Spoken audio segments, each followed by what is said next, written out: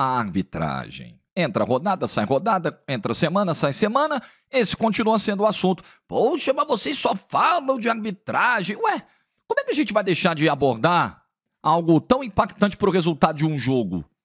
Algo que pode distorcer o resultado de uma disputa. Não tem como. Acaba virando o elemento principal da análise. Não tem como ignorar. Como é que a gente vai deixar de falar do setor do futebol brasileiro que menos recebe investimentos? Tudo aqui melhorou em alguma medida. Por mais que ainda tenhamos vários problemas. Menos a arbitragem.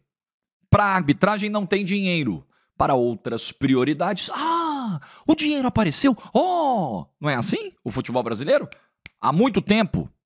E aí nós vamos continuar vendo erros. Ué, dá o like no vídeo aí, se inscreve aqui em todos os canais da TNT Esportes para não perder nossos vídeos, nossas lives, nossas análises, todos os conteúdos aqui. Por exemplo, eu vou falar do pênalti que garantiu ao Bahia o triunfo ontem contra o Ceará aos 58 do segundo tempo. Para mim aquilo não é pênalti. O Thiago está correndo em direção à linha de fundo, o Pedro Henrique vem na marcação dele, vem correndo para tentar alcançá-lo.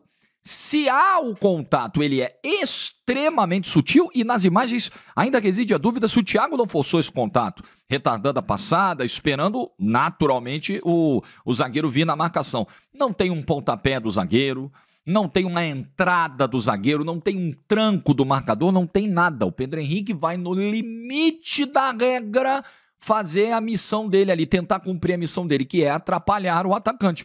No limite da regra. Esse lance me lembra muito a expulsão do Jonathan Jesus contra o Wesley. Esse lance me lembra muito o gol anulado do Bidu contra o Vasco por uma falta em cima do Puma Rodrigues.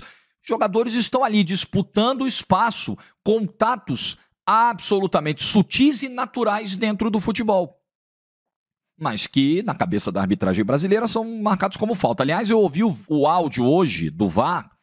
O Rafael Klein, que foi o árbitro de campo, o áudio tem mais ou menos uns 2 minutos. 1 minuto e meio do áudio é o VAR tentando convencer e o Klein dizendo, não foi, para mim, contato normal, absolutamente normal, movimento normal e tal. O Klein estava seguro da decisão. E o Daniel Nobre Bins, que era o VAR, o tempo todo nessa cultura intervencionista que nós temos do VAR no Brasil, o tempo todo, não, mas reavalie isso aí, veja bem, cuidado, será? Tem certeza?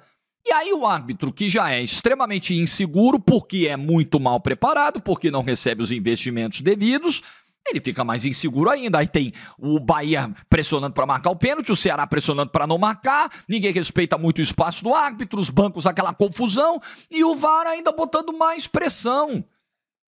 A lógica deveria ser, escuta, você viu o que aconteceu? Você viu se teve contato, se não viu? Não viu? Então vem cá, dá uma olhadinha aqui. Aí você decide. Aí tem o contato, você tem autonomia. O árbitro de campo tem autonomia e deve exercer essa autonomia. A palavra final é dele. Não é o VAR quem tem que induzir o árbitro a mudar a sua marcação, a alterar a sua marcação. Ele tem que mostrar elementos. Olha só, você tomou sua decisão, talvez você precise ver esses outros elementos aqui para reforçar a sua decisão ou para mudar. Aí é com você. Eu estou te mostrando o que eu tenho. Isso é diferente de induzir.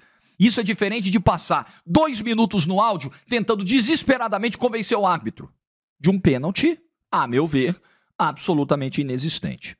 E o que deixa mais chocante ainda o que aconteceu ontem é que na semana passada, vocês sabem que agora a CBF, o Edinaldo, que não tem 60 milhões de reais para investir no CT da arbitragem, mas tem 55 milhões de reais anuais no orçamento da CBF para aumentar a mesada dos presidentes de federação de 50 para 215 mil reais. Aí o dinheiro aparece, como eu disse, num passe de mágica. O dinheiro chegou. Mas não tinha ontem quando o CNM pediu? Pois é, mas agora ele está aqui, uma fada da sorte, do dente, a fada do dente do Edinaldo trouxe 55 milhões de reais anuais no orçamento da CBF. Caiu o dentinho, ele botou embaixo do travesseiro, o dinheiro apareceu. Tipo isso, né? Não tem dinheiro. Aí quando precisa, não tem, quando não precisa, tem dinheiro. Então não existe milagre. Mas voltando, né? Não perdi o fio, não. A CBF, essa mesma CBF, ela não tem grana para investir, mas ela montou um comitê de notáveis. O nome exato é Comitê Consultivo de Especialistas Internacionais. Então tem lá o Nicola Rizzoli, o italiano, tem lá o argentino Néstor Pitana, tem o Sandro Meirahit. Qual é a função desse comitê? Padronizar marcações, passar recomendações. Galera, é assim que vocês têm que apitar. E na semana passada, meu Deus do céu, aí eu vou enlouquecer, qualquer dia eu vou parar no hospital. Na semana passada, esse mesmo comitê recomendou aos árbitros o seguinte, olha só, contato sutil, tanto em jogadas de falta, quanto em situações de pênalti, não devem ser interpretados como infrações. Racional da recomendação. Futebol é o esporte de contato. E nem todo contato físico deve ser interpretado como infração. Meu Deus do céu, isso é básico. Isso é básico. E aí, o próprio lance do Jonathan Jesus contra o Wesley, que expulsou o jogador do Cruzeiro com 20 minutos de jogo, foi usado como justificativa, como ilustração de um erro do Marcelo de Lima Henrique. O lance do pênalti a favor do Palmeiras contra o Sport na Ilha do Retiro foi utilizado, que é de uma natureza muito parecida com o que a gente viu ontem. Então, como faz, assim? Me ajuda a entender. Como é que tem uma entidade lá, um comando, é um comando, né? Esse comitê, ele é ligado à Comissão Nacional de Arbitragem. E os árbitros estão subordinados a ela. Então, vem de cima, vem do comando essa orientação. Os caras não seguem. Aí eu fico me perguntando, eles não têm capacidade de interpretar, de seguir a recomendação, de aplicar a recomendação? Se for isso, então esquece, meu amigo. Mas não tem investimento, é o que a gente sempre diz. No futebol não tem milagre. Tem processo, tem trabalho, tem investimento, tem preparação, tem treinamento.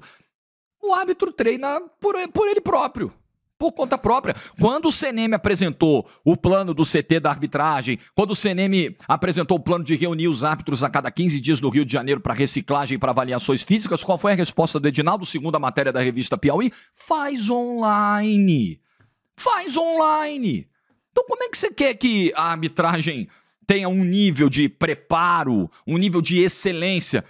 Não existe investimento. Faz online, dá seu jeito aí. Se vira, paga sua academia, treina aí por conta própria. Vai conciliando aí tua carreira de árbitro com o teu consultório oftalmológico, porque o árbitro tem uma carreira, o árbitro tem uma pequena empresa para cuidar. O Daniel Nobre Bins e o Rafael Klein hoje voltaram para o Rio Grande do Sul, estão voltando hoje para o Rio Grande do Sul, vão tocar as vidas deles, vão tocar os negócios deles paralelos, porque eles não vivem só da arbitragem. Eu vivo só do futebol, eu tô aqui na terça-feira, que horas são? Quase 10 horas da manhã... esse reflexo. Quase 10 horas da manhã gravando vídeo pra você falando de futebol. Eu parei aqui, li regra, li notícias, vi vídeos. Eu fui rever o lance do Matheus Bidu, por exemplo, contra o Puma Rodrigues no gol anulado do Corinthians contra o Vasco. Eu fui olhar as recomendações, eu fui ouvir o áudio do VAR, eu revi outras vezes o lance do pênalti a favor do Bahia ontem. Eu vivo disso, o árbitro não vive. Aí fica muito difícil. Então não tem milagre. Nós vamos continuar vendo isso aqui acontecer, porque os árbitros são mal preparados, não recebem os estímulos, os investimentos devidos, não têm as condições, a estrutura para isso e são extremamente inseguros porque são mal preparados. A falta de preparação não te dá segurança. Quando você vai mal preparado para fazer qualquer coisa na sua vida, você não vai seguro. Fala, ai meu Deus do céu, o que vai ser? Quando você está pronto, 100% preparado, tranquilo, você vai de boa, peito estufado, eu me garanto. O árbitro no Brasil, ele não se garante, porque ele sabe que existe um déficit de preparação. Ele sabe que ele está abaixo. Ele não consegue lidar com a pressão, ele não consegue lidar com a cobrança. Ontem o Léo Condé, o técnico do Ceará, na entrevista coletiva, ele nem falou tanto do pênalti marcado contra o time dele, fez lá a reclamação padrão, mas tocou em frente e ele abordou um outro aspecto da arbitragem de ontem, que é um padrão também da arbitragem brasileira. O nível de insegurança do árbitro não é nem só para marcar um lance capital, que é um pênalti aos 58 do segundo tempo. Lances básicos do decorrer do jogo, sabe? Laterais, aí fica aquela cena clássica, o Bandeira baixa os braços, olha para o árbitro, me socorre. O árbitro fica olhando pro Bandeira, escuta, faz a sua parte, dizem quem bateu por último. E ninguém assume, aí o árbitro no final tem que ir lá no feeling, né, o que ele acha que foi, marcar e apontar, porque o Bandeira não vai ajudar. E o Bandeira também fica esperando o árbitro ajudar. Esse é um pequeno exemplo do nosso nível de insegurança. Aliás, ontem teve uma não expulsão do Everton Ribeiro também, que deveria ter tomado o segundo amarelo, e não tomou. Da mesma natureza do lance do segundo amarelo que o Lianco deveria ter tomado no primeiro tempo do jogo entre Atlético e São Paulo e não tomou. Por quê? Porque falta convicção, falta coragem, falta segurança dos árbitros para marcar aquilo que eles veem. E falta um entendimento claro da recomendação, da regra. É o básico. Não adianta o comitê de notáveis, que com certeza não está ganhando pouco. A CBF é generosa, né? E em alguns aspectos orçamentários ela parece muito generosa. Valoriza os seus profissionais, paga bem seus profissionais. Não está ganhando pouco o Sandro Merakit. Não adianta nada. Aí ele passa a recomendação, entra por um ouvido, sai pelo outro. Aí, meu amigo, não tem por que existir o tal do comitê.